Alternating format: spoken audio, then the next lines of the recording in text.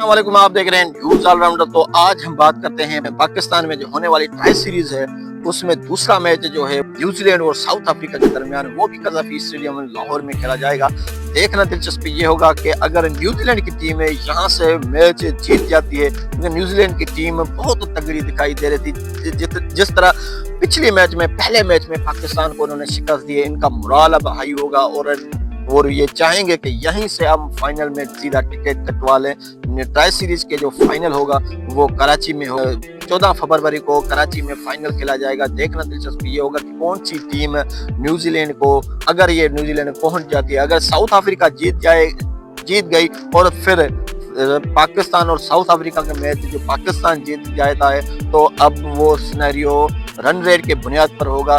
तो देखना दिलचस्प ये होगा कि कौन सी टीम ट्राई सीरीज का फाइनल में पहुंचती है और ट्राई सीरीज का फाइनल जीतती है।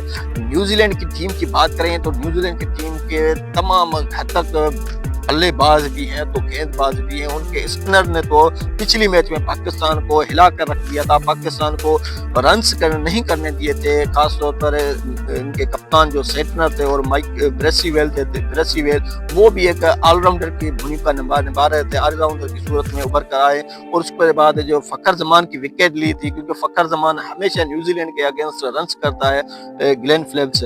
पहले उन्होंने पाकिस्तान को 100 जरा, उसके बाद एक अहम विकेट भी लेकर प्लेयर ऑफ द मैच भी रहे थे ग्लेन फिलिप्स, क्योंकि वो दिन फिलिप्स का था। क्योंकि बात की जाए तो किस तरह उन्होंने शाहीन शाह अफरीदी की दुर्गत बनाई और उसके बाद पहले नसीम शाह को छक्के लगाए। फिर आखिरी ओवर की बात की जाए तो आखिरी ओवर में शाहीन शाह अफरीदी को 23 रन से बटोरे और न्यूजीलैंड के आखिरी के 10 ओवर जो थे, पाकिस्तान और न्यूजीलैंड के दरमियान जो आखिरी के 10 ओवर थे, उन्होंने 123 रन से उन्होंने बनाए थे। इसमें सबसे ज्यादा जो कंट्रीब्यूशन था वो था ग्लेन फिलिप्स का। तो देखना दिलचस्प ये होगा कि न्यूजीलैंड और साउथ अफ्रीका के दरमियान दोनों टीमों में से कौन सी टीम यहाँ से मैच जाकर फाइनल में पहुंचती है। अब पाकिस्तान का जो अगला मैच होगा वो कराची में होगा। तो वीडियो अगर अच्छी लगी तो वीडियो को लाइक शेयर जरूर करें।